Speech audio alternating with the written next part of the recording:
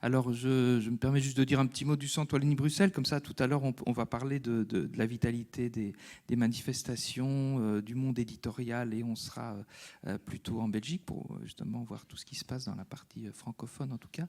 Le Centre Wallonie-Bruxelles, lui, il est basé à Paris, donc la mission est en face de Beaubourg. Il y a une infrastructure où il y a à la fois... Eh bien, il y a tout. Il y a une salle de théâtre, il y a une salle de cinéma, il y a une librairie, il y a une salle d'exposition, et la mission est de faire connaître tous les artistes de toutes les disciplines, dans toutes les disciplines à travers la France, sur Paris, mais aussi en rayonnant dans les festivals et les grandes manifestations, les hauts lieux de culture dans toute la France. Et donc, il y a un programme de rencontres notamment littéraire en ce qui concerne le livre, sous toutes ses formes, des lectures, des rencontres, des bistrots littéraires, une ouverture aussi sur vraiment l'écriture au tout début, en ouvrant la porte aux étudiants des masters en écriture de Belgique et de France, notamment la Cambre, par exemple, ou l'Ergue pour des écoles bruxelloises. Il y a aussi, enfin voilà, il y a toute une série de manifestations. Et puis, il y a le rôle important de la librairie Wallonie-Bruxelles, parce qu'on va parler tout à l'heure de quelques éditeurs. Vraiment, il y a un tissu d'éditeurs de poésie extrêmement riche en Belgique francophone, et l'enjeu pour eux est de se faire connaître d'abord évidemment en Belgique et de faire connaître les poètes édités, mais aussi en France. Et c'est vrai que la librairie Wallonie-Bruxelles, qui est un lieu qui est ouvert bien évidemment au public toute l'année, mais joue aussi un rôle important de distribution d'une série, d'un pôle, d'une dizaine d'éditeurs de poésie, dont nous allons d'ailleurs parler pour certains d'entre eux tout à l'heure. Et donc, il y a cette ouverture sur toutes les librairies de France qui est faite grâce à la librairie Wallonie-Bruxelles, et notamment les deux maisons d'édition de David Giannoni, L'Arbre à Parole et Maelström. Alors, nous allons parler aujourd'hui sans évidemment pouvoir être exhaustif ni totalement objectif, et c'est la loi heureuse du genre, de quelques balises dans le paysage riche des poètes, des poétesses belges, de leurs éditeurs et de leurs manifestations. Laurence Viel, eh bien, vous la connaissez sûrement, vous l'avez peut-être déjà vue dans le cadre de cette semaine de poésie, poétesse, comédienne magnifique, qui a un art absolument unique qui n'appartient qu'à elle, d'incarner sur scène la poésie, et qui a été aussi poétesse nationale. On va parler dans quelques secondes de ce concept. Et David Giannoni, donc, Sophie a eu l'occasion déjà de donner quelques titres sur ta carte de visite, mais le point commun, l'élan commun, le feu, c'est la poésie, puisque tu es poète, tu as créé une maison de poésie, Maelström, tu as pris les rênes et insufflé un nouveau souffle à la maison de la poésie d'Amé et sa maison d'édition liée, L'Arbre à Parole. Tout ça, c'est au nom de la poésie. Au-delà même de ça, tu es aussi quelqu'un qui aime regrouper des gens autour de la poésie. On dit parfois qu'il y a une espèce de petite, de gros crante maintenant, troupe ou compagnie, David Giannoni. Tu vis en poésie, en fait, on peut dire. On essaye, oui. Et oui, donc il y a les événements en tant que tels. On a parlé de la librairie Maelström à Bruxelles. Il y a le Festival, qui est un festival de poésie international qui a lieu pendant 5 jours. Là, ce sera du 28 mai au 1er juin cette année. Mais une particularité de ce que les actrices et acteurs en Belgique, peut-être par rapport à d'autres, ont, c'est inévitablement, le territoire étant très petit, mais c'est vrai qu'il y a beaucoup de maisons d'édition. On a parlé de L'Arbre à Parole, Maelström, il y a aussi le Taillepré, par exemple, il y a la collection Espace Nord, pour ne parler que de ces deux-là. Il y a l'Arbre de Diane, il y a les Midis l'Arbre de Diane, Midi de la poésie, etc. Le Cormier, on va en dire un petit mot tout à l'heure. Mais il y a effectivement des aventures fédérées, en fait, des aventures communes. Donc, le premier regroupement, c'est ce qui s'appelle aujourd'hui les éditeurs singuliers. Donc, c'est un regroupement de plus d'une quarantaine d'éditeurs, avec quelques Français aussi, quelques Québécois, mais essentiellement des éditeurs belges. Pas que de poésie, même si les 3/4 sont des éditeurs de poésie. Et les éditeurs singuliers, ce sont eux aussi qui s'activent dans des salons, dans des foires, des marchés, pour représenter de façon fédérée ces éditeurs. Donc, quand on est au festival à 7, fin juillet, c'est un stand d'éditeurs singuliers. À Paris, idem, même si les autres éditeurs ont leur groupe. Mais il y a aussi des opérations, on a parlé de Poète National. Ça, c'est plusieurs maisons de la poésie, flamandes et francophones, qui se sont réunies pour créer, pour tous les 2 ans, nommer une personne qui va travailler le quotidien de la Belgique et au-delà.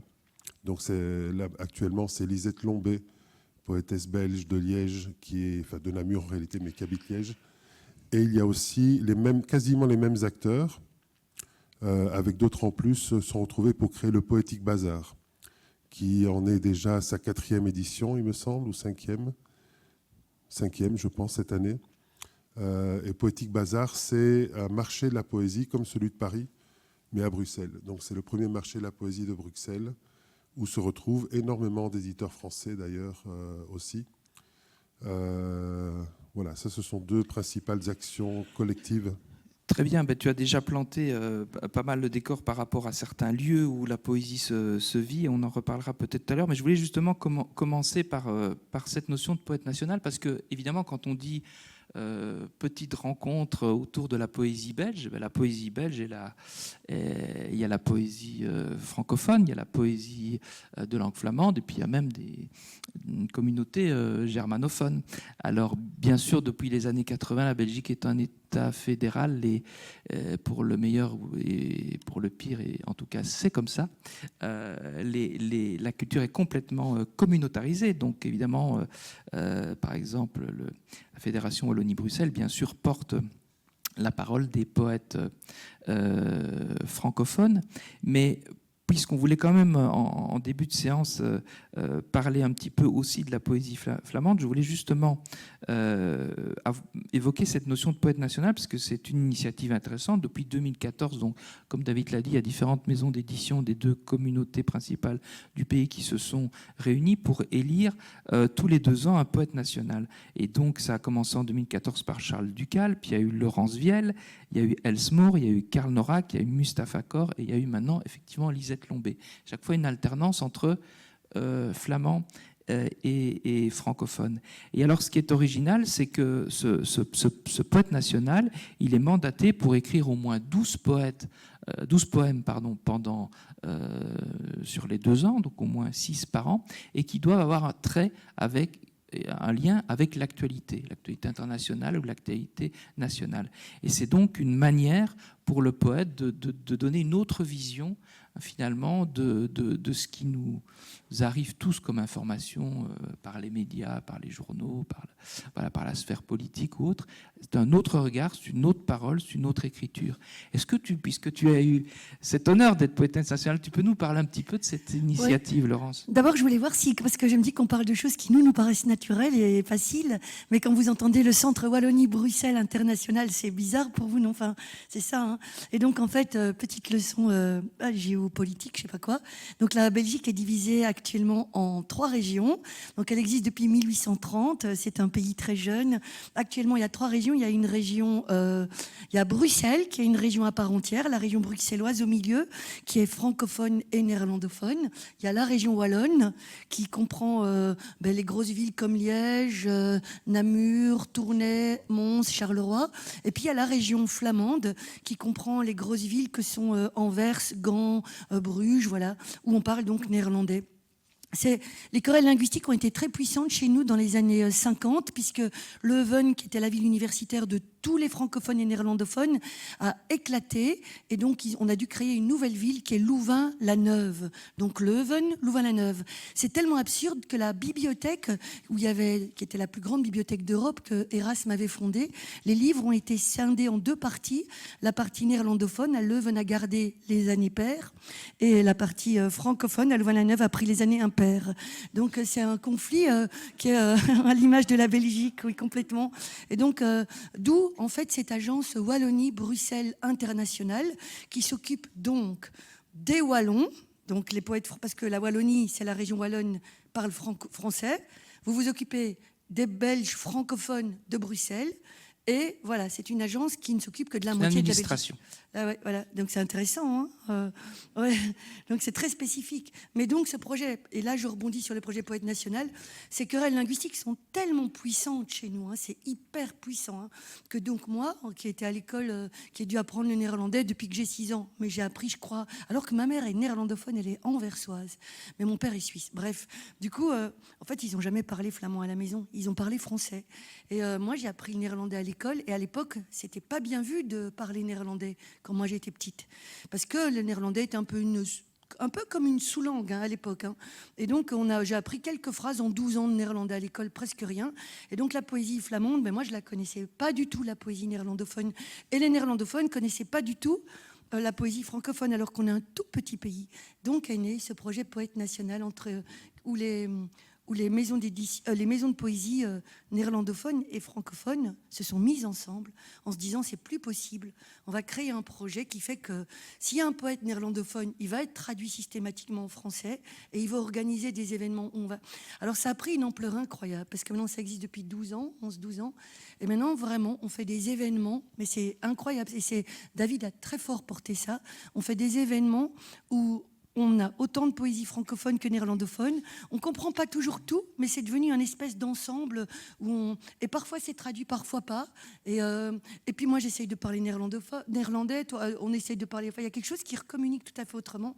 Et surtout, toi, avec ta maison d'édition, tu t'es mis à éditer des livres en 2 langues ou des livres en flamand.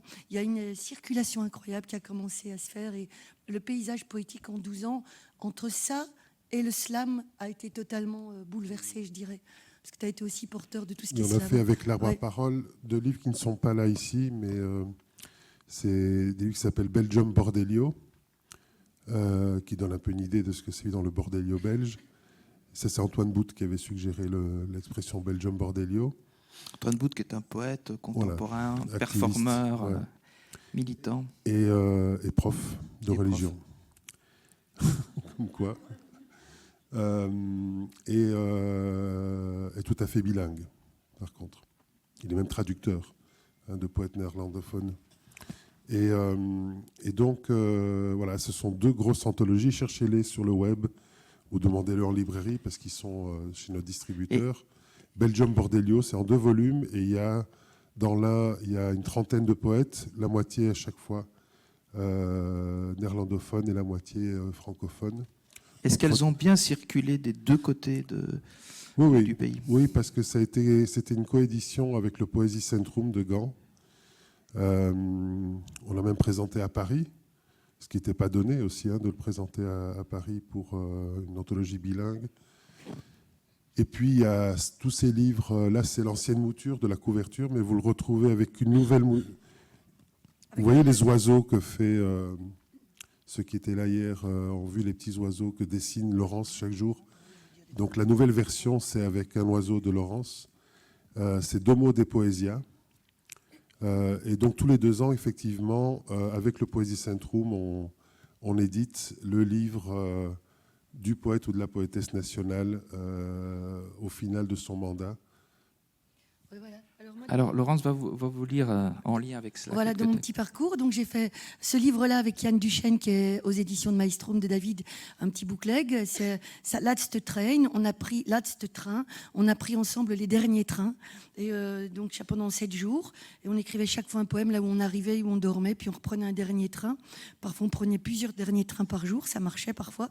Et alors, Laatste Train, d'un côté, c'est Yann qui a écrit des poèmes en flamand. Et de l'autre côté, c'est Dernier Train. Ça, c'est mes poèmes. Et au milieu, on a fait un long poème en 2 langues. Voilà. C'est chouette, c'est un chouette petit objet bilingue. Ça, c'est mes poèmes traduits, une partie traduite en flamand par un Yann Miski. Donc c'est chouette, ça fait circuler de l'autre côté. Grand traducteur, Grand traducteur et passeur poète. des deux langues. Et alors ici, je peux vous lire un petit poème que j'avais écrit, par exemple, pour le poète national, parce que j'ai été ce poète national au moment des attentats qu'il y a eu dans les métros et la 20e. Je suis assez émue en vous en parlant parce qu'il se fait que depuis maintenant quelques mois, je travaille avec quelqu'un qui fait de la justice restaurative dans les prisons. Vous savez ce que c'est? Donc on met les victimes et les personnes victimes et les agresseurs ensemble, et que justement chaque fois on vient avec 2 personnes qui sont victimes des attentats dans les métros, qui étaient dans la Grame, qui ont survécu, et on va rencontrer des gens qui sont responsables des attentats au Bataclan en fait, et qui sont enfermés pour le moment en Belgique. Et c'est très, très, très, très touchant ces séances. Et donc voilà. Ça, c'est un poème donc, que j'avais écrit le lendemain des attentats.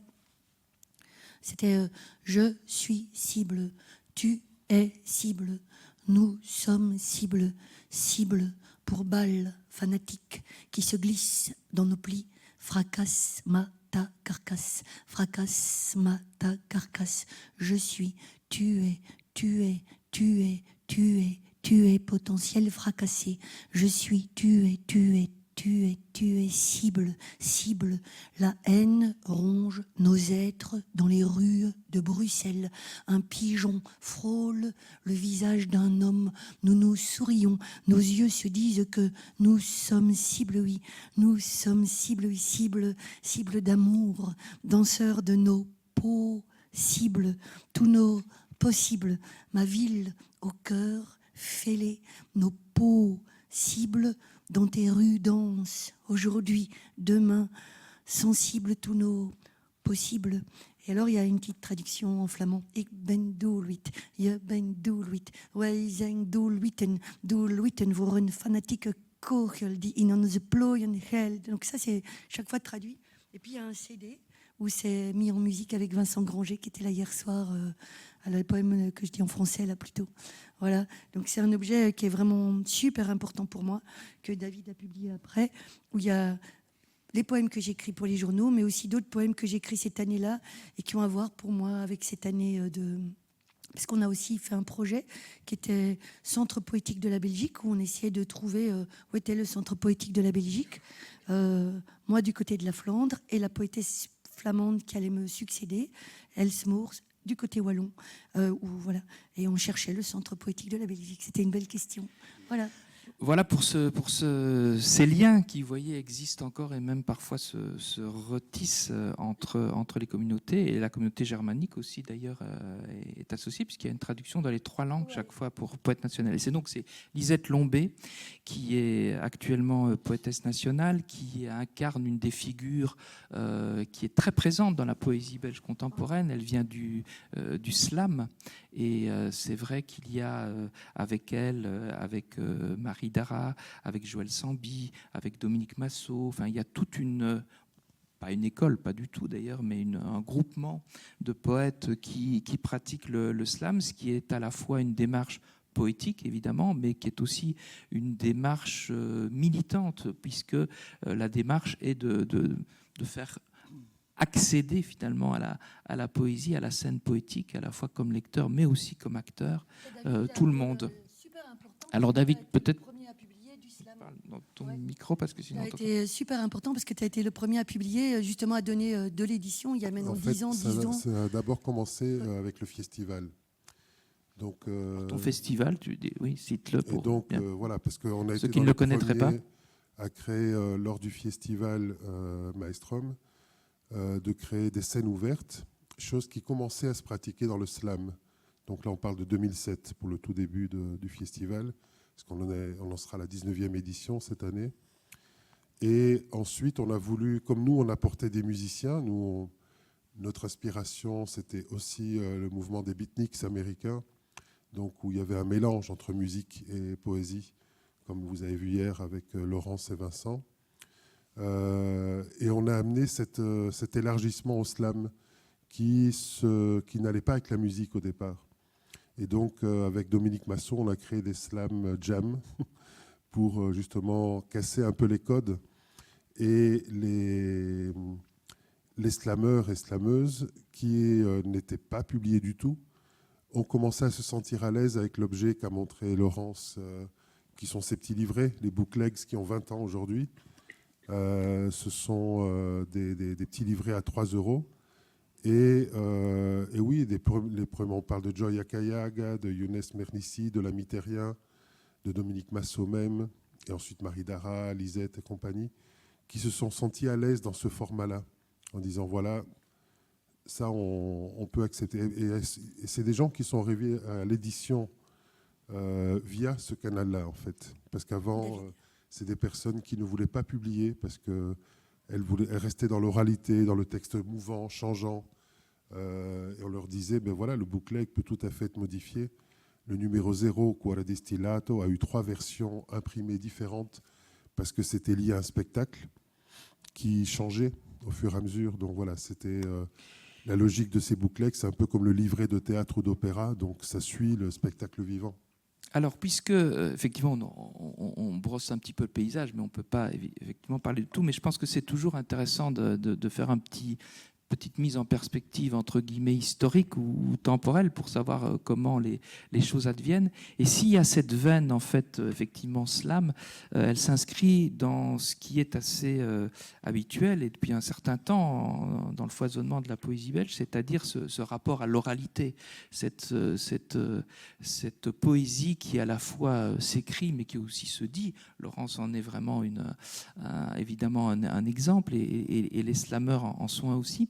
Mais je voudrais peut-être, pour qu'on voit un petit peu, fasse un tout petit saut en arrière, voir un petit peu d'où ça peut venir aussi, quelles sont les grandes figures qui ont amené ça. Je pense que tu avais préparé un texte de Jean-Pierre Verheugen. Alors Jean-Pierre Verheugen, il fait partie des poètes, je crois que vous l'avez reçu ici, qui a un lien avec Clermont, qui est un poète évidemment par excellence de l'oralité, mais il a un jeu sur le langage qui aussi n'appartient qu'à lui. Et il avait d'ailleurs dans certains poèmes, c'est assez amusant, interpellé les slameurs, les rappeurs, en disant slameur, rappeur, encore un effort pour devenir poète. En gros, c'était un texte un peu provocant, mais qui disait il y a de l'énergie, il y a des promesses. Mais attention, c'est pas parce qu'on monte sur scène et qu'on slame qu'on est poète. Il y a eu un échange entre eux. C'est vrai qu'il y avait eu, je me rappelle, quand on avait fait la foire du livre off en 2008, on avait invité Jean-Pierre pour qu'il ouvre la scène slam. Et en fait, il avait au départ refusé, et Dominique Masson et moi, l'avait convaincu d'accepter, parce qu'on savait qu'il était un peu réfractaire à l'univers du slam. Alors qu'il est très proche poète de l'oralité. Voilà. Oui. Absolument. Et ce qu'il avait fait, et ça c'était une chouette chose, c'est qu'en fait, il avait amené un enregistrement pour montrer les origines communes à la poésie orale. Et donc là, c'était le lien entre les beatniks, ce que lui faisait, et le slam. Il avait amené un enregistrement de Howl de Allen Ginsberg pour faire entendre pour slameurs, dire voilà d'où tout cela vient, qui a ouvert les portes en Occident à cette poésie orale, mais qui est un rappel finalement de ce qui se faisait dans les siècles passés, quoi. Alors, tu vas nous lire un peu de Verheugen. Oui, avant de vous lire, il a une super devinette qui fait partie de son anthologie chez Gallimard. Alors, je vous dis la devinette. Mon premier a une cigarette au bec. Mon deuxième n'a pas de cigarette au bec. Mon troisième a une cigarette au bec. Mon quatrième n'a pas de cigarette au bec. Mon cinquième a une cigarette au bec. Mon sixième n'a pas de cigarette au bec. Mon septième a une cigarette au bec. Et le tout, c'est le bruit que fait un cheval fou qui court dans le désert. Des idées ? Ah, Marie. Oui, pas mal. Tataclop, tapataclop, tataclop, tapataclop, tataclop, tapataclop, tataclop, tataclop. Voilà, ça c'est Jean-Pierre Verheugen. Et je vais vous lire un petit bout d'un autre texte. Tout dire, tout parler, oser, tout écrire, tout échouer et en rire. L'Académie 20 cadavres debout discutent de l'orthographe exacte du mot Maccabée. Tout pue, jeunes gens. Fuyez, hâtez le pas. L'institution nous rattrape. L'établissement est à nos portes et l'art officiel nous colle au derche. Fuyons tous les cercles. Fuyons celui des lecteurs disparus. Fuyons même celui des lecteurs de Spirou. Fuyons tout. Fuyons surtout celui des poètes retrouvés ou assoupis pour l'éternité. Dans les platitudes de la convivialité. Fuyez ces mammouths. Fuyez leurs moumoutes. En avant toutes. Quittez le radada des nouveaux radadaïstes. Quittez le dernier carré des irréguliers déjà régularisés. Lâchez l'entrée des artistes post-mortem. Adieu, amen. Lâchez tout. Cavalez, jeunes gens. Encourez-vous sans vous retourner. Soyez ironiques et iroquois, y compris à votre propre endroit. Soyez modernes et maladroits, fragiles et touchants, envahissants, chiants, chiatiques vraiment. Soyez de votre temps. Ayez toutes les audaces. Ayez tous les Horace. Et puis je dis encore une phrase. Faites la fête aux mots pour devenir illimité. Jean-Pierre Verhaegen. Voilà. La fête des mots, quelque part que les slameurs perpétuent dans le... Alors, ce qui est aussi intéressant... Jean-Pierre lui-même avait souffert d'un sentiment de non-reconnaissance pendant très longtemps, en disant... Bon, moi, j'avais eu la chance de fréquenter Rouen il y a très très longtemps, à l'époque où le Poétique Bazar était encore juste une idée, parce que c'était lui et Léo Beckmann qui voulaient, dans les années 90 déjà, faire ce marché de la poésie. Et on voyait la souffrance de Jean-Pierre, qui avait fini par être conseiller littéraire au ministère de la Culture. Il organisait des événements, des rencontres. Et il avait réussi à ce qu'on lui foute un peu la paix le jour où il a été publié par Gallimard, en poche. Alors il disait d'ailleurs, à propos de Gallimard, quelque chose qui était intéressant. Il disait il y a des poètes très intéressants, prestigieux, c'est Gallimard. Et il y a toute une série... La poésie se vend globalement assez peu, évidemment. Il disait il y a toute une série de poètes qui vendent assez peu de livres. On dit mais ça, c'est vraiment important, c'est prestigieux. La vente n'est pas le critère principal. Il faut les publier, disait le comité de lecture de toute une série de poètes, qu'on ne citera pas, prestigieux de Gallimard. Et il dit, et moi c'est curieux, c'est l'inverse. On dit oui, bon, Verhaegen, mais il vend tellement que ça, il faut vraiment le publier aussi. Et donc ce qui marquait son succès, il disait ça avec évidemment beaucoup d'ironie, parce qu'en fait, il y a une profondeur dans la poésie de Verhaegen. Il n'y a pas que ce côté simplement... Dans le langage, il conteste vraiment. Il n'y a pas simplement que ce côté humoristique. Et il a eu cette chance aussi d'être porté par un fabuleux comédien, Jacques Bonafé, qui a porté sa voix avec un spectacle oral et hardi qui est complètement unique, parce que c'était une tournée pendant des années avec des salles remplies, qui reprend encore maintenant ce spectacle. Et il a donc véritablement popularisé la poésie de Jean-Pierre Verhaegen. Ouais. Alors, pour découvrir le tableau de la poésie belge francophone, David parlait tout à l'heure d'une maison d'édition fabuleuse. En fait, plus exactement, c'est une collection. Elle s'appelle Espace Nord. Il y a déjà plus de 400 titres. C'est la collection patrimoniale de la Fédération Wallonie-Bruxelles et qui permet de mettre à disposition du public des grands textes de toute l'histoire de la littérature belge et notamment évidemment de la poésie.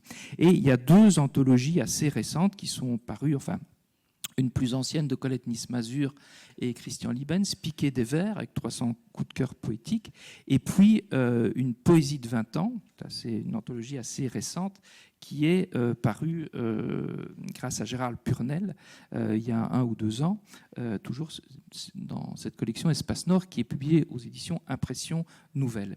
Et Gérald Purnel, dans la petite introduction, il essaye de brosser le tableau des 20 dernières années de poésie en Belgique francophone.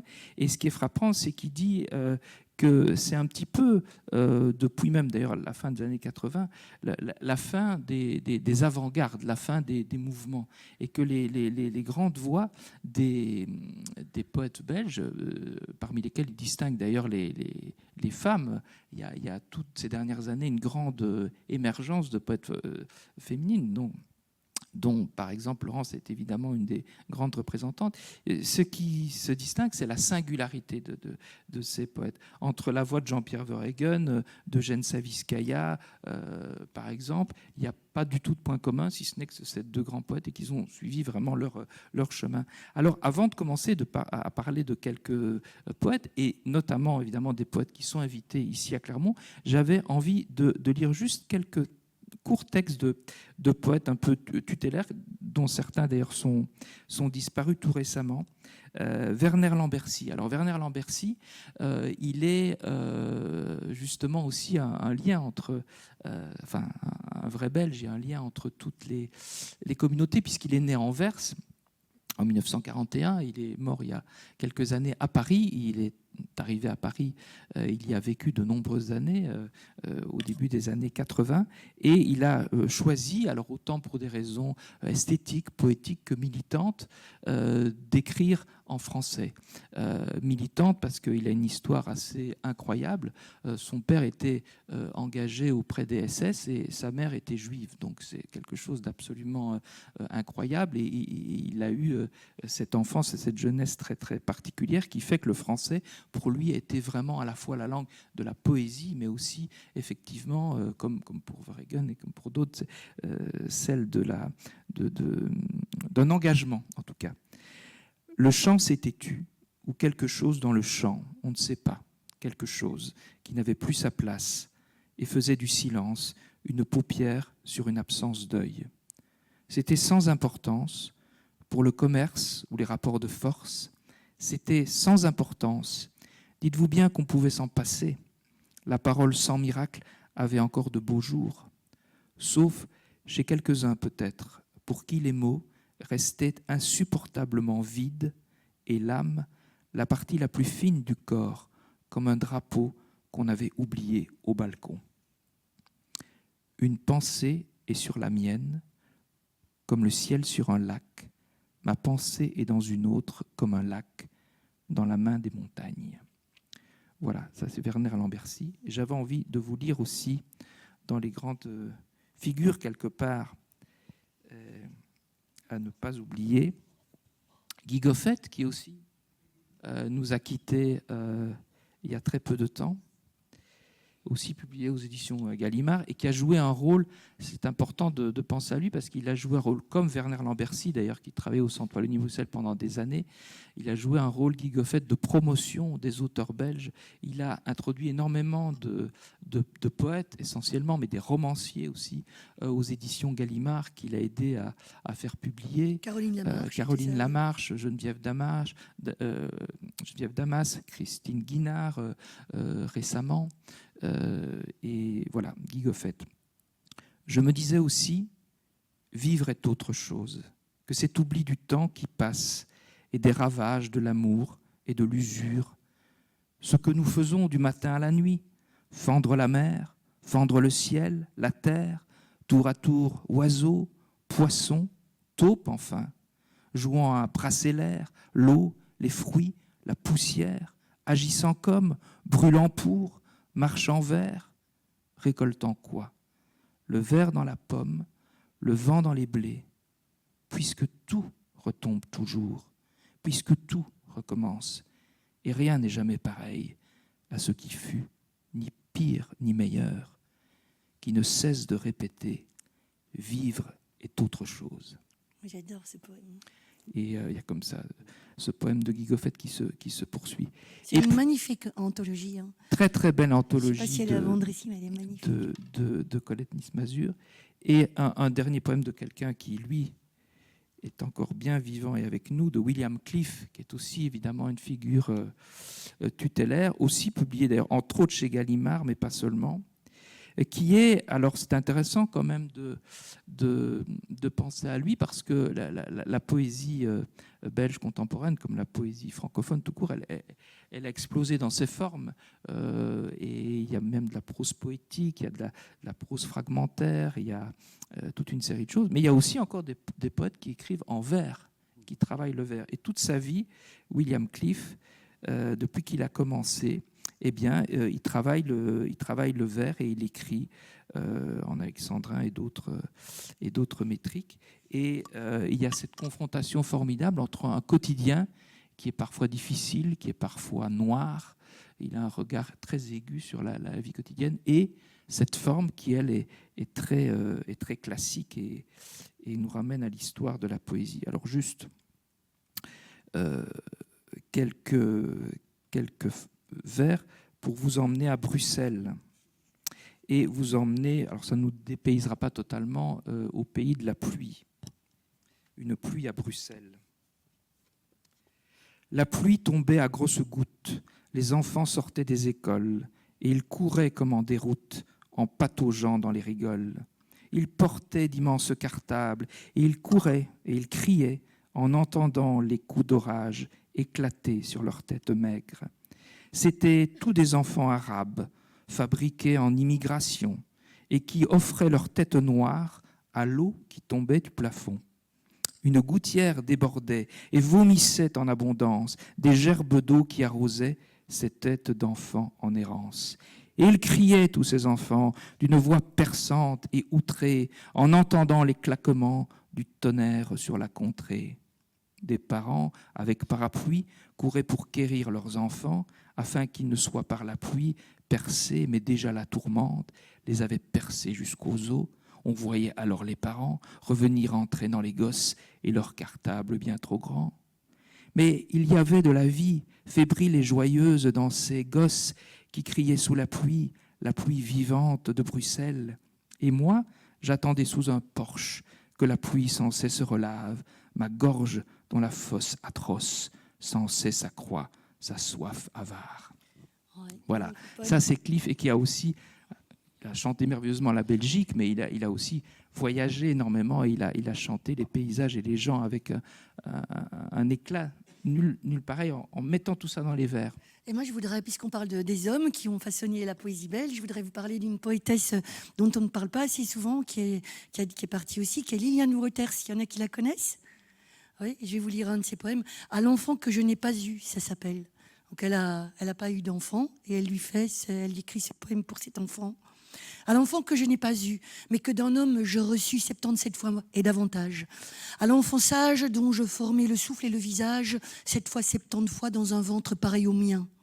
Par des nuits rouges de soleil, par des jours cristallins d'aurore boréale, à l'enfant dont je porte en moi les initiales secrètes ainsi que ton nom, Yahvé, enfant conçu, toujours inachevé, qu'on me fait, que je fais à chaque fois que j'aime, qui se défait en moi pour donner un poème.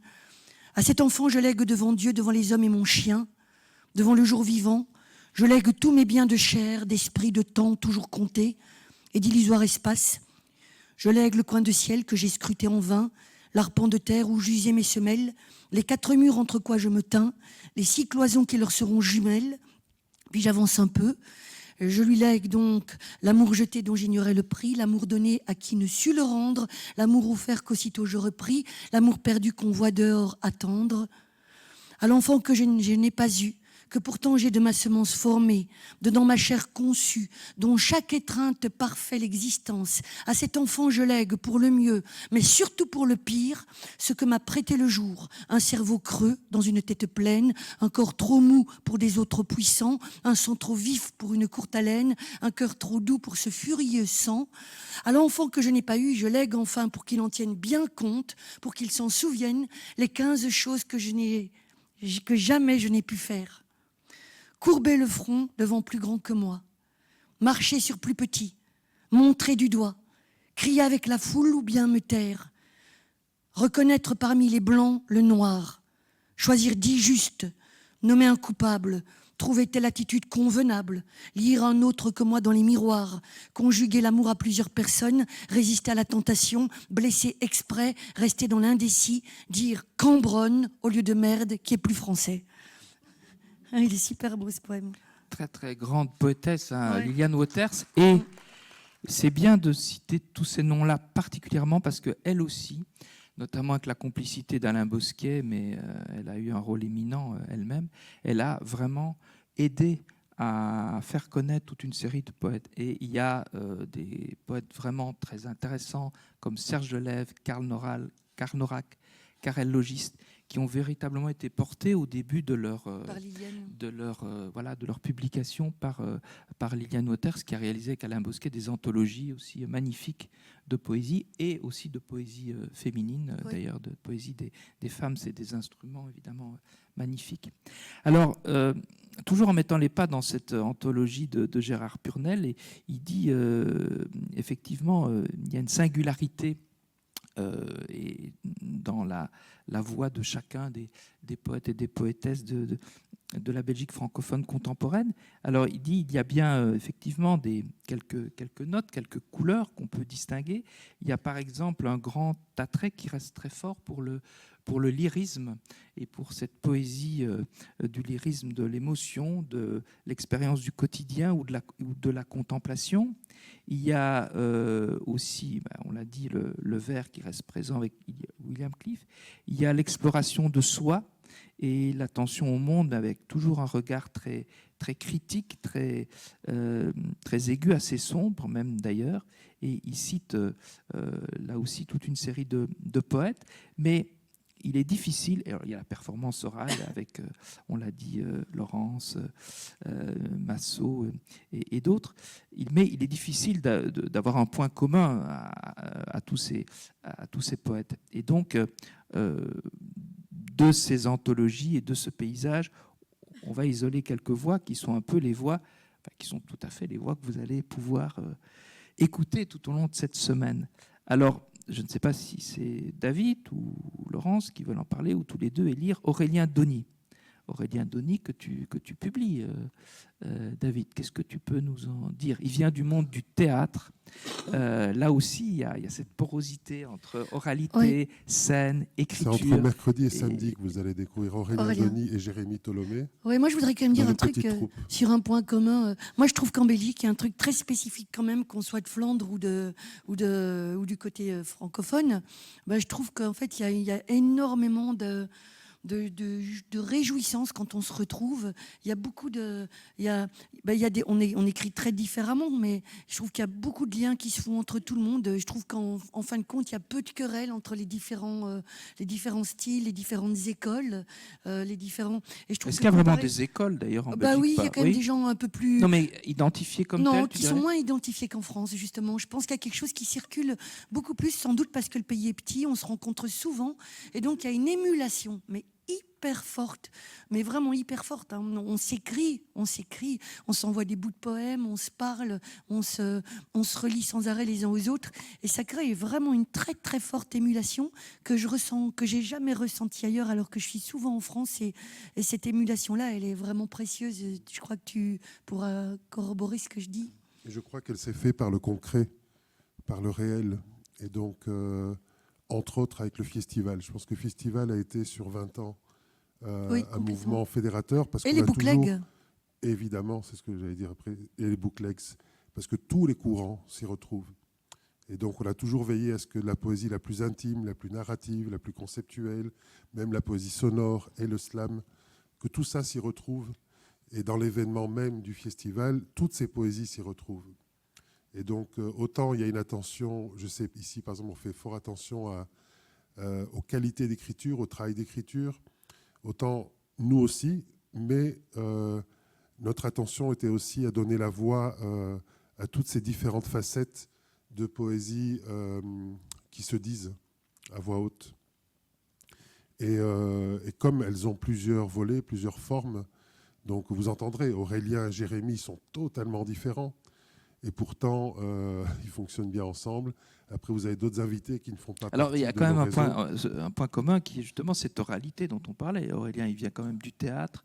Il y a ce plaisir à dire les textes. Jérémy, il est totalement dans un poème aussi qui naît, qui prend toute sa force dans l'oralité aussi. Oui. Alors, on a quand même oublié de parler de quelqu'un de très important, c'est Monique Dorcel, qui était on va en parler dans les lieux, parce qu'elle a incarné effectivement les lieux, et on parlera de tout à l'heure, t'inquiète.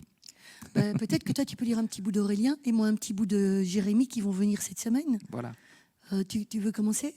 Je commence par Jérémy, que vous allez rencontrer. Ça vous donne envie de le voir. C'est dans La Fabrique à cercueil, qui était son premier bookleg chez toi, ou son deuxième. Voilà. Il y a d'abord eu Rouge, Charbon. Voilà. Cher ami, cher camarade, blablabla l'emploi, blablabla le modèle allemand, blablabla les valeurs démocratiques, blablabla la liberté, blablabla un avenir meilleur pour les travailleurs, les indépendants, les employés, les entrepreneurs, les enseignants, les agriculteurs, les habitants des zones rurales, les pensionnés, les malades, les consommateurs, les jeunes, les femmes, les justiciables, les laissés pour compte. Blablabla la prospérité grâce à nous.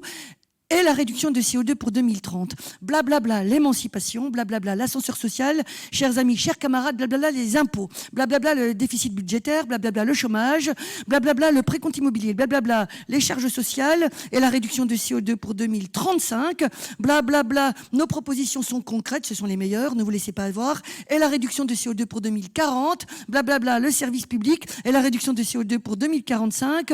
Chers amis, chers camarades, blablabla, notre projet est avant tout social.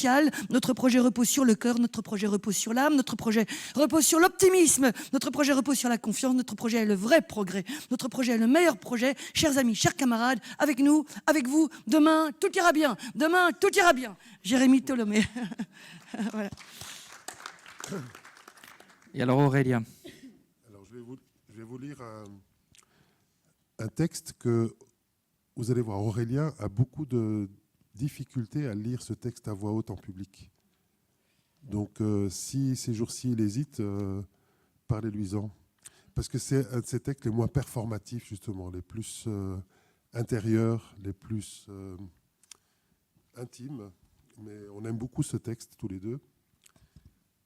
Ici, il va vous faire sûrement Train Nuit et Amour Noir, qui sont d'autres textes plus performatifs. Par une nuit à la fenêtre, la tête enfouie aux vignes, le froid dehors, le froid. Aucun sentier pour convaincre le pas. Qu'avons-nous fait que la mort elle-même peine à trouver ses mots?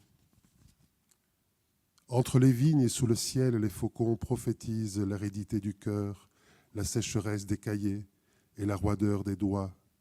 L'encre gèle, cordeau de la voix, mèche mouillée du dire.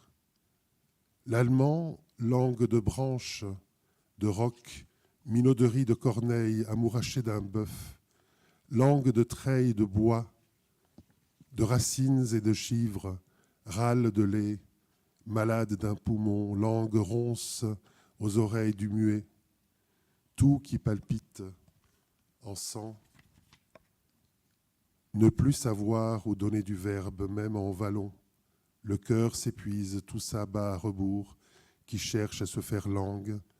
J'ai souhaité que le vent souffle fort, des racines au passage, les vignes et les gens, que quelque chose ici secoue et parle.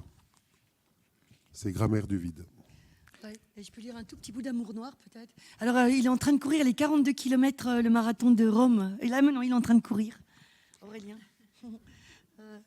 Ma peau. Donc, il est beau ce livre aussi. Je trouve qu'il est très beau aussi comme travail éditorial. Qui est aussi dans cette autre collection qui s'appelle les Rootlegs.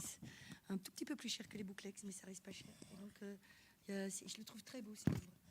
Alors Aurélien, il lit très vite, je ne saurais pas lire aussi vite que lui, mais ma peau, c'est ma peau que j'y laisse. Celle-là, ce seul que j'ai ma peau, déchirer ma peau à force de caresses, et je ne sais pas dire pourquoi tes caresses me déchirent, pourquoi tes doigts, si doux tes doigts sur ma peau, pourquoi si doux tes doigts, pourquoi tes doigts me déchirent, tout ce qui de toi me vient, et tout, c'est beaucoup, ces regards, caresses, ces baisers, pourquoi ce qui me vient de toi me déchire, même regards, eux si doux, eux-mêmes, eux me déchirent. Qui dit l'amour, c'est miel et douceur? Qui dit ça? Qui écrit ces choses sucrées, débiles? Qui ne sait pas que chaque geste, chaque regard, chaque caresse déchire la peau, ma peau seule que j'ai, qui cachait le moi, celui qui écrit amour au miel, quand amour noir, feu, ravage toujours et déchirure.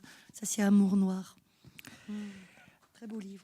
Merci Laurence. Alors avant de dire un mot justement des lieux et des maisons d'édition aussi qui font tout le sel de la poésie belge francophone, s'attarder un petit moment sur peut-être une des caractéristiques aussi qui est peut-être plus présente en Belgique qu'ailleurs dans le monde des poètes, c'est ce passage parfois du roman à la poésie d'une manière très tranquille, très calme, sans que voilà, il y a une porosité des genres peut-être qui est plus facile.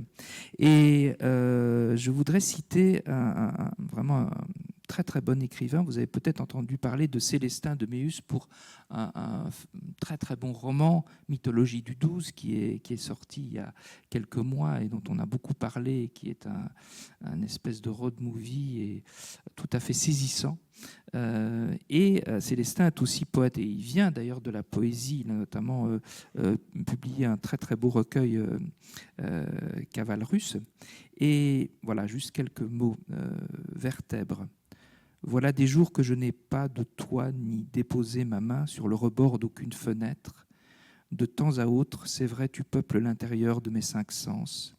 Je n'ai aucun désir, et c'est d'ailleurs très bien. Je ne compte plus toute la distance qui nous sépare. Seulement, il y a ces choses qui bougent lorsque le vent mime la torture, et cette envie de croire que ce n'est pas si con de ne penser à l'autre qu'au regard d'une vertèbre sur un dos nu. Voilà, c'est dans l'anthologie aussi de Gérald Purnell. Et autre exemple de poète et romancier, Antoine Wauters. Antoine Wauters, ça permet de faire un lien entre les deux. Voilà, Antoine Wauters qui a écrit plusieurs romans aux éditions Chênes notamment, et qui est aussi poète et qui dirige une collection dans ta maison d'édition. Ouais, alors on va dire un petit mot de quelques collection... maisons d'édition emblématiques. On peut commencer par cette collection If à l'Arbre à Parole. C'est une collection... alors Antoine, que je connaissais depuis longtemps, je vais faire le lien entre les deux. Donc je lui avais demandé de rejoindre l'équipe de l'Arbre à Parole, parce qu'on a des contrats aidés, comme on dit en France, à la Maison de la Poésie. Donc j'avais un mi-temps qui se libérait. Et j'ai appelé Antoine et je lui ai donné le choix de faire ce qu'il voulait. Et il a préféré, plutôt que de continuer la revue de l'Arbre à Parole, qui était à l'époque, il a préféré ouvrir une collection qui soit un peu à l'image de ce qui le taraude depuis longtemps dans son écriture. C'est ces écritures de traverse entre la poésie, la prose poétique, le roman, le récit. Et pour ça qu'il a choisi le nom de If, parce que If est à la fois une plante et un arbre, donc c'est un arbuste. Donc c'est là qu'est venue cette idée de collection, qui a plus de 10 ans maintenant, et dont le livre Train Nuit d'Aurélien qui va sortir. Alors vous aurez en primeur un secret, en fait, que je vous confie. C'est plus un secret, alors, si tu le confies. Ah non, mais je veux pas vous le... Enfin, je veux dire qu'il s'agit d'un secret, mais donc ne l'ébruitez pas sur les réseaux. Parce qu'officiellement, le 22 mars, nous signalions le changement de dénomination des éditions de l'Arbre à Parole. Et en fait, le livre d'Aurélien porte déjà le nouveau nom de la nouvelle maison d'édition. Donc ceux qui prendront ce livre, regarderont la 4e de couverture, verront le nouveau nom avant tout le monde. Donc Aurélien a pour mission de ne pas ébruiter la chose. Mais voilà, Train Nuit, ce sera le premier livre qui sort en fait de la nouvelle maison d'édition. Et en fait, pourquoi il y avait un lien entre Célestin et Antoine, c'est qu'Antoine était venu me trouver il y a très très longtemps au marché de la poésie de Namur, quand il existait, parce qu'il voulait publier et il avait peur. Il avait peur de publier, et même très peur quand je lui ai dit que les booklegs, donc chose dans laquelle il avait publié, il était obligé de les lire à voix haute, en public. Et là, il a blêmi. Vraiment, il est devenu blanc. Alors que depuis, il sait quand même lire en public et tout. Hein, il a quand même appris, quoi. Non, là, je parle d'Antoine Wauters. Donc, c'était Debout sur la langue, son premier livre, en fait. Chez toi. Ouais. Et en fait, je lui dis, mais tu sais, tu peux aussi réunir 5 potes à la maison, dans ton salon, mais l'important, c'est que tu sortes ta voix. Tu apprennes à travailler ta voix et travailler ton chant intérieur. Bon, là, il était rassuré. Mais après, voilà, il a appris même à lire devant 200-300 personnes, donc il a fait du chemin. Et Célestin, en fait, ses premiers poèmes, il les a écrits parce qu'il était devenu bénévole chez nous. Il avait arrêté ses études, et puis, je ne sais pas comment il avait découvert la librairie et les éditions. Et donc, on l'avait mis un peu le pied aux fesses, et on l'avait fait participer à une scène ouverte sur une soirée très beatnik, je ne sais plus où d'ailleurs, à Bruxelles. Et c'est là qu'il a écrit ses premiers vers, en fait. Il a commencé à écrire ça, et puis il a publié 2-3 booklegs, et c'est comme ça qu'il a pris un peu confiance. Et ensuite, il a pris la vocation, je pense, avec Chênes et compagnie, comme Antoine d'ailleurs. Et donc oui, c'est mettre le pied à l'étrier. Et c'est ça aussi, les booklegs. Hein, c'est le truc pas trop encombrant, avec lequel on ose. Voilà, d'ailleurs, si vous êtes à Paris le 28 mars, venez fêter les 20 ans des Bouclex au Centre Wallonie-Bruxelles. On va faire une grande fête avec toute une Si vous n'y série êtes pas, vous pouvez venir aussi. d'auteurs. Alors, Enfin, vous pouvez- ce c'est paysage, il est, on a parlé évidemment beaucoup de ces deux maisons d'édition de David, mais le paysage Et qui sont les éditorial, il est, ça je te laisse le dire, qui sont... C'est ce qu'il m'a confié en privé. Mais le paysage, c'est juste pour l'embarrasser, je dis ça. Maintenant, je vais l'embêter. le paysage est diversifié. Alors, c'est important de citer quelques noms que vous allez rencontrer au gré de vos pérégrinations dans les librairies, dans les rayons de poésie, et vous verrez la diversité et le dynamisme de ces éditions. Tétralire, qui est une maison qui existe depuis 88, qui est une rencontre à Liège, donc bien ancrée en Belgique francophone, de personnes venues d'Amérique latine, du Maghreb et des bords de la Meuse. Et c'est ça la réalité belge aussi. Et c'est des publications, des rencontres, des ateliers. Le Coudrier, il est fondé par une Bretonne qui a pourtant une maison d'édition belge et qui a déjà plus de 100 titres à son répertoire.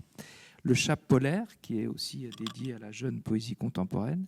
La Lettre volée, c'est une maison d'édition extrêmement intéressante qui publie des essais et des réflexions sur l'écriture et l'élaboration de la chose poétique, mais qui a aussi une vraie collection de poésie, Poésis, et une revue L'Étrangère.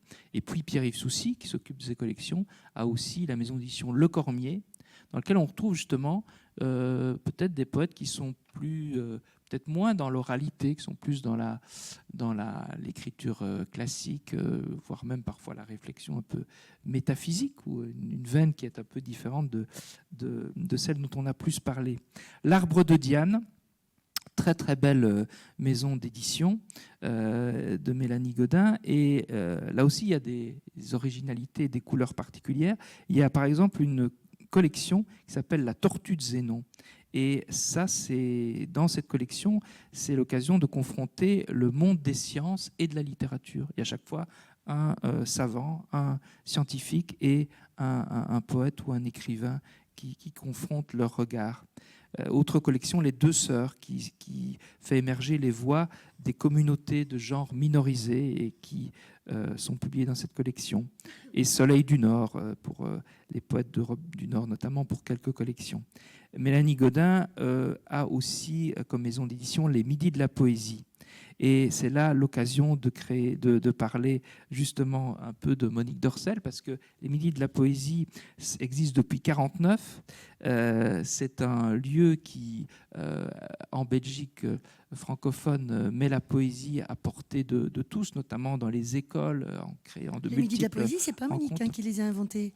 Mais ils étaient très liés au théâtre poème, hein, qui est devenue maintenant la Maison Poème, dont s'occupe aussi Mélanie Godin. Et donc elle a repris un petit peu ces deux lieux, ces deux espaces de Monique Dorcel, la Maison Poème, qui est un lieu de rencontre, de poésie, et dédié maintenant aussi à la chanson française. Mais tu voulais dire un mot de l'ancêtre de la Maison Poème. Monique Dorcel, elle vit encore. Elle est maintenant dans une maison de repos à Paris. Elle a presque 100 ans. Mais David et moi, on est vraiment un peu des enfants de Monique Dorcel. C'est-à-dire que tous les grands poètes dont vous a parlé, Cliff, Verhaegen, Liliane Wouters, ils sont passés chez elle. Et elle avait un peu ce que tu as toi aussi, cette ouverture sur tous les styles, tous les genres, avec sa préoccupation permanente. Et à l'époque, c'était incroyable, puisqu'elle avait aussi un petit théâtre dans cette Maison Poème qui existe donc toujours. Il y a un petit théâtre pour 80 personnes, un écrin magnifique. Elle mettait toutes les formes d'écriture sur scène, que ce soit de la poésie hyper intimiste, que ce soit... tout passait sur scène chez elle, tout passait par l'oralité. C'est une grande dame pionnière de la poésie, et tout le monde est venu chez elle. Ionesco, tout le monde est passé chez elle. C'est ça, parce qu'elle c'était aussi, voilà, notamment pour la France, elle a révélé, elle a porté sur la scène des penseurs, des écrivains, des poètes de la scène française. Elle les a amenés à Bruxelles, les a fait découvrir. Il y avait des liens très forts. Une femme incroyable, et donc on est marqué par elle. Ouais. Voilà, et ce lieu donc continue maintenant avec une formule un peu différente, mais à vivre à Bruxelles avec la Maison Poème. Alors d'autres éditeurs encore, comme Bleu d'encre, comme Taillis-Pré. Alors Taillis-Pré, fondé par Yves Namur, qui est maintenant le vénéré secrétaire perpétuel de l'Académie royale de langue et de littérature française de Belgique. Ah, ouf, j'ai bien dit. Parce qu'il y a une académie aussi qui est d'ailleurs, on pourra en parler aussi, mais on n'a pas le temps de tout dire, mais qui par rapport à l'Académie française me semble être de l'extérieur, en tout cas d'une vitalité, d'une jeunesse, d'une initiative particulièrement marquante. Enfin, je ne veux pas porter préjudice à l'Académie française, mais il y a peut-être un système d'acceptation, de nomination et d'activité qui crée un dynamisme autour de cette académie, qui publie aussi beaucoup, qui a sa propre maison d'édition et qui met en valeur des écrivains. Et puis, je voudrais citer aussi une maison qui est à mi-chemin entre la littérature, la poésie, puisqu'elle publie, elle est spécialisée dans les formes courtes, le Cactus inébranlable. Vous savez on parlait de Jean-Pierre Verheugen, on aurait pu citer des aphorismes cinglants de Jean-Pierre Verheugen, qui était un orfèvre de la forme brève et cinglante de l'aphorisme, mais le texte court, l'aphorisme, les surréalistes belges, Marienne, Skutner et tant d'autres, c'est vraiment une spécialité belge. Et le Cactus inébranlable est une maison d'édition qui reprend cette tradition, si on peut dire, bien que c'est des individus uniques qui la nourrissent, et publie des recueils d'aphorismes. Il y a énormément de recueils d'aphorismes, c'est impressionnant, parce qu'on voit ce talent en Belgique francophone pour l'aphorisme et des textes courts. Voilà un petit peu pour le paysage. Par rapport à tout ce qui se passe en termes d'événements, on a évoqué le Poétique Bazar, on a évoqué le Festival Maelstrom, on a évoqué la Maison Poème, on pourrait parler aussi de Passaporta, qui est un lieu aussi qui n'est pas seulement tourné sur la poésie, la littérature, mais qui a aussi un formidable festival de littérature ouvert à la poésie aussi, qui se déroule traditionnellement fin mars. Là, on y arrive. Mais peut-être pour conclure, je pense qu'il est important de vous donner l'occasion de poser une question, une réflexion, une méditation, une protestation. Je vais dire une dernière chose que j'ai envie de dire, de vous parler d'un mouvement poétique incroyable porté par Laurent Durcel, qui travaille avec les gens dans la rue qui n'ont pas de chez-soi. Il dit plus sans abri, il dit des sans chez-soi. Et c'est une espèce de mouvement poétique et totalement politique. Et donc, il a créé le syndicat des immenses. Et donc, ils ont recréé un thésaurus, donc un dictionnaire de plus de 200 mots, et, qui sont dont le mot immense. Qu'est-ce que c'est un immense? C'est l'acronyme de individu dans une merde matérielle énorme, mais non sans exigence. Et il a comme ça 200 mots dans son thésaurus. Et la poésie au service de la politique, c'est tout à fait exceptionnel. Et c'est en train d'exploser. Et entre autres, David, il publie dans les bouclegs Jonathan Carrier, qui est un immense, qui n'a pas de chez soi, ou pas beaucoup, on va dire, et qui a écrit l'immense jeu. Dans ses poèmes, il emploie plein de mots de ses thésaurus, au point qu'à la fin, il met un petit lexique de certains des mots. Alors, qu'est-ce qu'on retrouve dans ces mots? Manger aux 4 vents, se nourrir à l'extérieur, dans un lieu improvisé et inadéquat. Fantomisant, réduire quelqu'un à une place dans une queue, à un nom, dans une liste d'attente. Voilà, mais ça, ce sont que quelques mots très intéressants, toute cette tentative politique et poétique que je trouve très belle et en même temps soutenu par Philippe Geluc, qui vient de faire un dessin avec le chat qui dit que on voit le chat qui dort comme ça sous les étoiles et qui dit les riches, ils ont des hôtels 5 étoiles, mais nous, on en a bien plus. Voilà.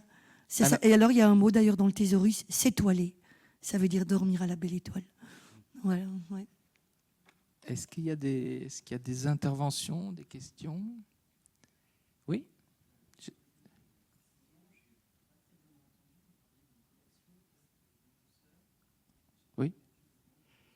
Alors, c'est l'arbre de Diane, dont s'occupe Mélanie Godin, et qui, je pense que si vous allez notamment sur son site, vous allez pouvoir voir le descriptif de cette collection.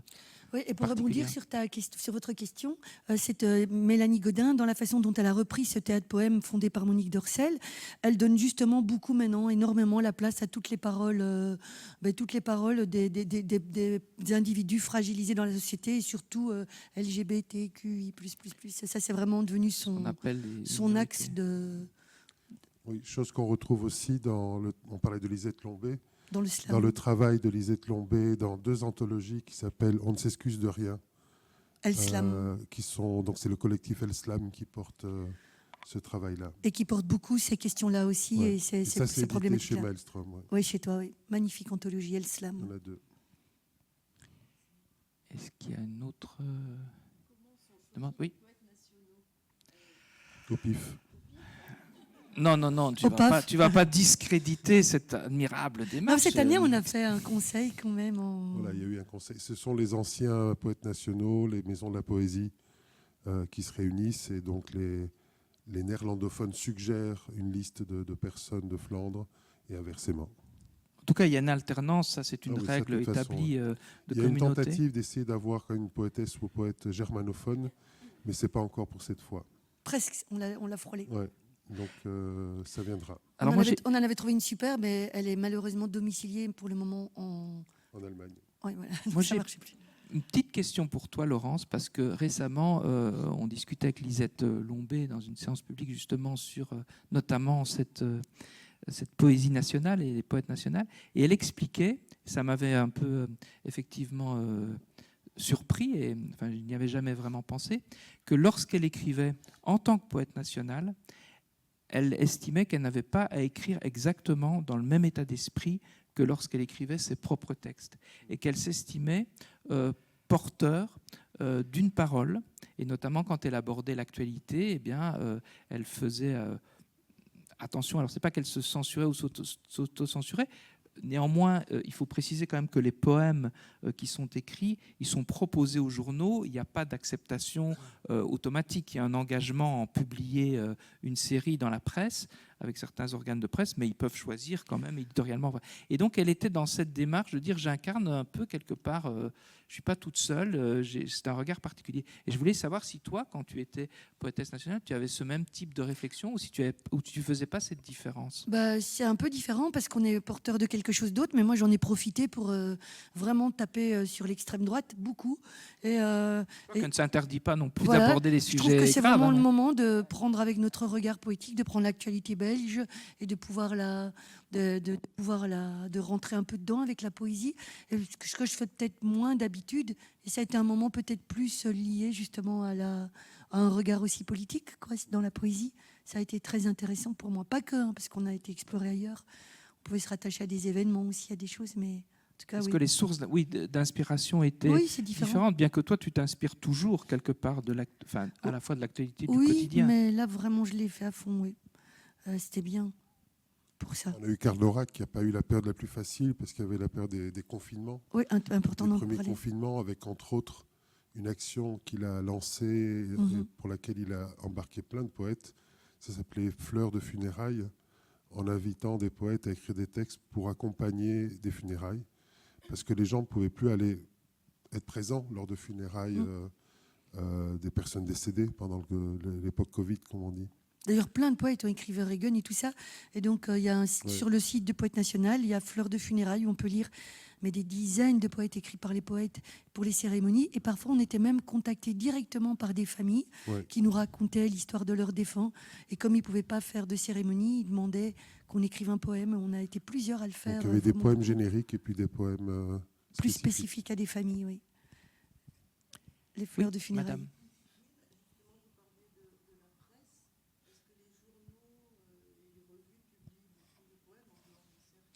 Quand même plus qu'avant. Il y a quand même des pages qui sont, tu vois, il y a quand même plus qu'avant de place pour la poésie, mais ça reste très très timide. Hein.